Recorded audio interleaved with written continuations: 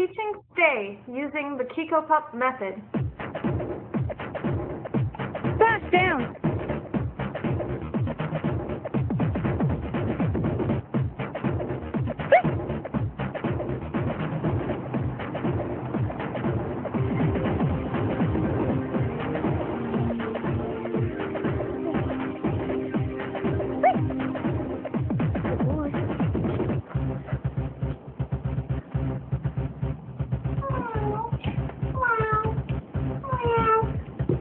Down.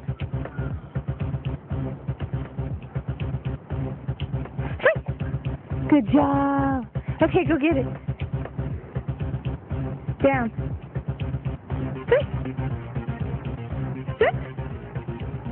Get it. Good girl. This is the Kiko-Pup method of teaching a stay.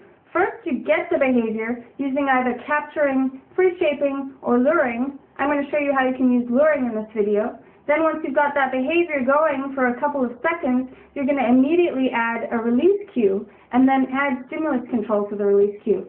Stimulus control means the dog only gets up when they hear the release cue, no matter what is going on in the environment.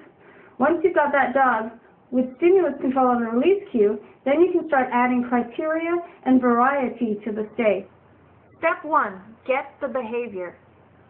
I like to keep the food in my right hand with a clicker on top of it and use my left hand for luring.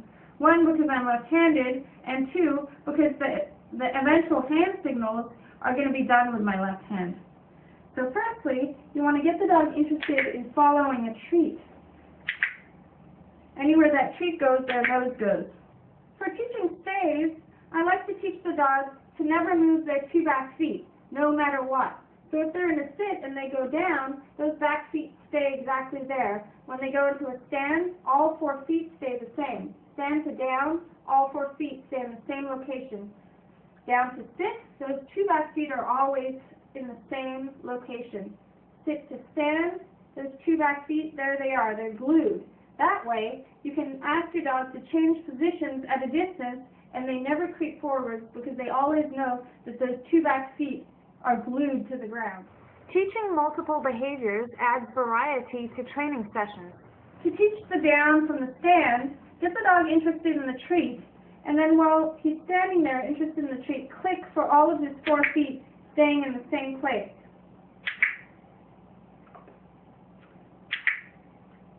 The next step is pushing the treat while his neck is straight backwards a little bit.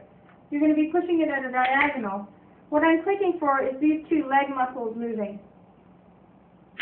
Good job. The next step is going all the way down. You're pushing your hand into the dog.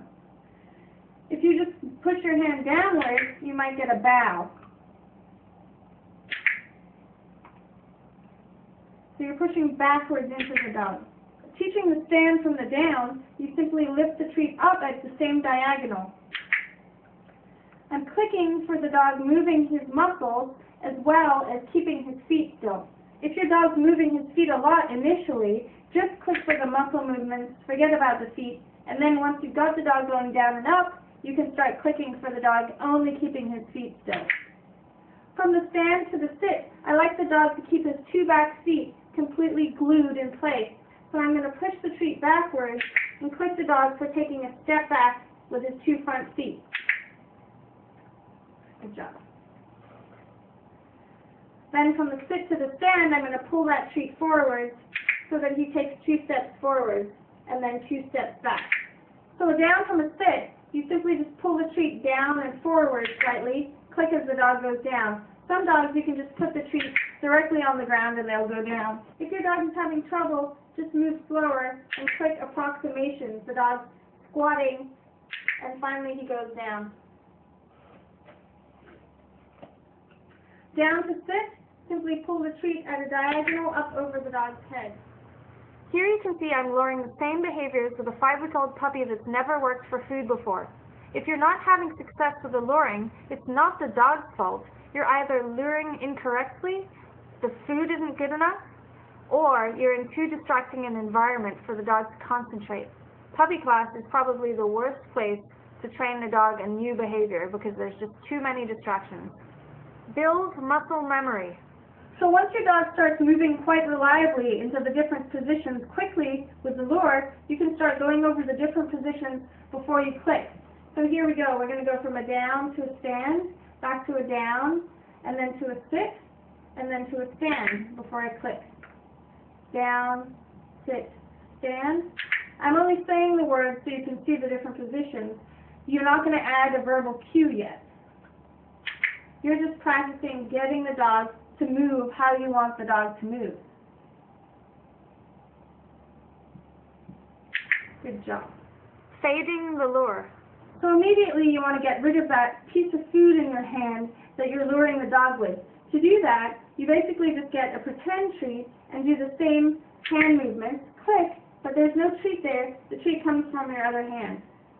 So the down, the dog follows the empty hand. You're holding it in the same way that you would have a treat in it, but you're clicking the movement even though there's no treat. And you can either feed your dog with the hand that you used as the lure or feed them with the other hand, but it's slightly difficult because you've got your clicker in there, so you have to kind of shuffle things. I like to use just the hand that I lured with to feed with. There's no food, lure, good job. And the click marks the movement of following the empty hand. So once your dog's following your empty hand, you can practice removing your hand and clicking them for staying in the position. So they go down, remove the hand, you're clicking as the hand is being removed. A lot of dogs get stuck with the hand having to be there for them to stay there, and as soon as you remove the hand, they get up. So start that immediately, or your dog could get stuck in the habit. Good job. Good job. Then you're going to start removing your hands for longer and longer periods of time while they stay in the position. Morphing the lure into a visual cue. You can now teach your dog visual cues for the behaviors you've been luring. You could also add a verbal cue. I have a video on that, and I'll link it up here. So at first, I'm going to do the lure, and then I'm going to morph the lure into the hand signal. So here goes. From this distance, it worked. Yeah. Then from this distance, And then from standing up. good job. You might have to go back a step a couple times because if you always make it harder and harder, the dog could get frustrated. For little dogs, hand signals look dramatically different from when you're kneeling to when you're standing. Luring behaviors can be helpful down the line because when your dog becomes confused, you can always revert back to the hand signal to refresh the dog's memory, as shown in the next clip. Down. If he didn't, I'm going to show him down on the hand signal, but no treat. Ready? Down. Good boy. Another thing to do is ask for the behavior 10 times and then try it standing up. So I'm going to say down, click, treat. Okay. Ready? Down, click, treat. Do that 10 times. Then I'm going to stand up. And now he's probably going to lay down. So I could add any cue that I wanted. Say, for instance, hamster or something. Ready? Hamster. Good girl. So by asking for a behavior over and over, it makes it predictable that you're going to say it again. So she sees she's offering the down. So now I'm going to stand up and say, hamster. Good girl. Film yourself training your dog with hand signals to make sure that you're being clear and not sloppy. In this clip, I'm doing some very sloppy hand signals. Step 2, train a release cue and add stimulus control. Once your dog has started staying in the positions after you've removed your hand, you can add your release cue. To teach the release cue, say the cue while your dog is in a position, then entice the dog to get up and come towards you. Click as the dog gets up. Great cues to use are free or release because they do not pop up in everyday speech like okay does. Yeah. Release. Awesome. Down. Good boy. Yeah. Release. So what I'm doing is I'm moving after I say release. So I'm not going release. I'm going release. And then if he doesn't, I'm going to move to get him to kind of get up. Stimulus control on the release cue means 1. the dog gets up immediately when released. 2, the dog never gets up when not released. 3, the dog never gets up in response to another cue or stimuli. And 4, no other behavior occurs in response to the release cue besides getting up. Hamburger. Oranges. Release. To achieve stimulus control on the release cue, one needs to teach the dog that nothing in the environment apart from the release word means get up. To do this, you will click as the distractions happen, and later click the dog after the distractions have happened. You will be teaching the dog that all the situations he thinks to mean get up actually mean remain staying. Start from the lowest level of distractions and move to the highest. That doesn't mean get up. That doesn't mean get up. Apples doesn't mean get up. Cabbages doesn't mean get up. Hey, hi over there. That doesn't mean get up. But the word that he's waiting for, the only word that he can move on is release. And I'm going to encourage him up if he thinks, no, I think you want me to stay here. Release actually is a cue to mean come to me. And get out of the position. So I'm clicking the exact moment that I do the distraction at first. But then, once he's getting it, which he is, I can do the distraction, do some more distractions, and only click him for the hard one. If the dog gets up, do not give the dog a treat for getting back into position. As quickly as you can, lure the dog back into the location and the position, and then make the distraction slightly easier. For a more advanced dog, you can simply repeat your hand cue or verbal cue. The goal is that the dog never gets up. So if your dog is getting up often, you will need to go back a step to where your dog is successful. Yeah. So because that's one that he might get up on, I'll use it as an example. So just standing near his back, I'm going to click him for that.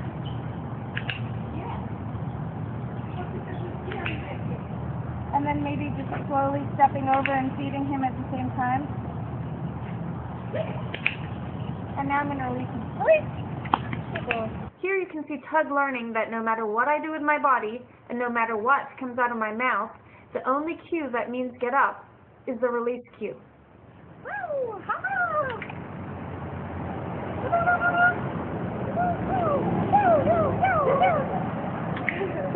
The name is Tug. Pumpkin! And apples! And strawberries! And marbles! And feet! And the feet! And the feet dance! The feet dance! Breathe!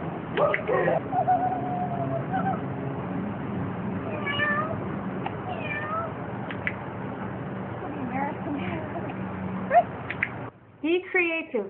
Prove your dog to stay no matter what you do with your body, no matter what comes out of your mouth besides the release word, no matter what food, toys, people, and other distractions are moving in the environment.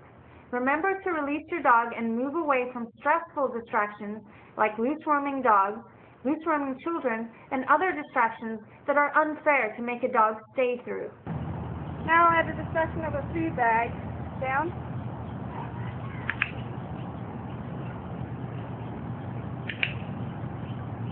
So I'm clicking in the exact moment that I wave the bag. And now I'm going to click as I drop it.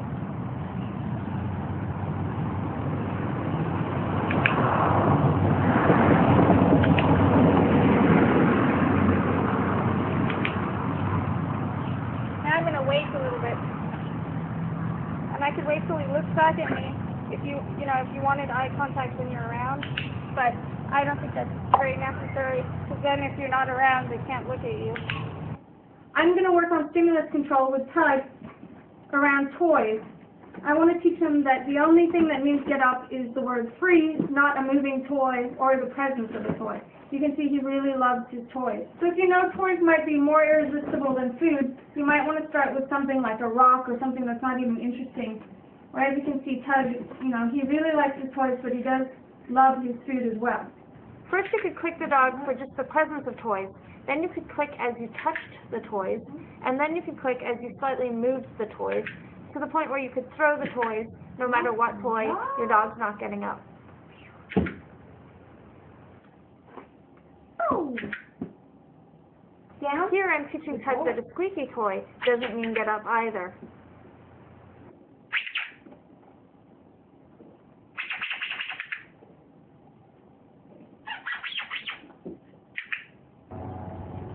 Good boy.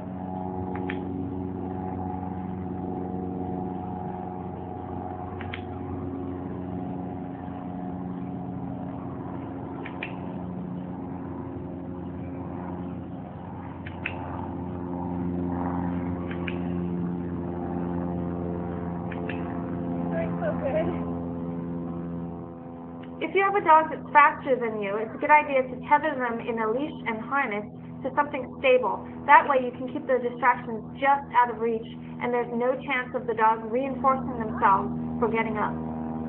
Taking it for granted now.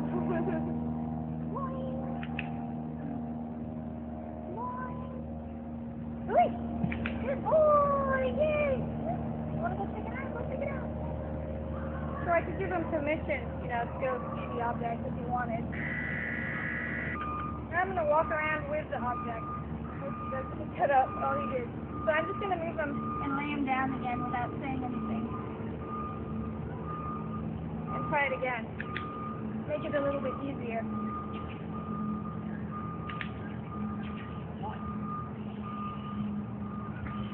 Oh, it's burning?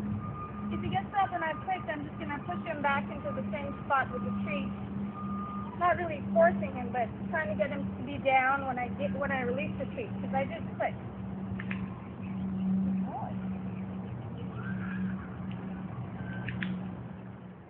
Step 3. Raising criteria and adding variety. Raise criteria by combining the distractions, the distance you can get away from your dog, and the duration that your dog remains staying. Use a variable ratio of reinforcement. Basically put, the dog never knows when he will get a reward or be released. Vary the rewards you use: treats, toys, access to the environment, people, and other dogs. Be unpredictable. Release your dog while you're next to your dog, as well as from different distances. Release your dog after short periods and long periods. A down is usually the most comfortable position for a dog to remain in for longer periods of time. Make sure to have your dog on a harness and a long line during the training process so the dog is never reinforced for getting up without being released. Here you can see me combining the distance, distraction, and duration of the stay at the park when my Border Collie was a 13-week-old puppy. By using back chaining and teaching the release cue first, it makes raising criteria much easier and much faster. The puppy never knows whether she's going to get to run after me and play with the tug toy, whether I'm going to return and give her a treat, or whether I'm going to go back, release her, and then we're going to go for a walk and she can sniff the bushes. The information in this video should enable you to teach your dog the most amazing stay. However, I am making a DVD on the complete process of proofing, raising criteria, and also getting these behaviors at a distance.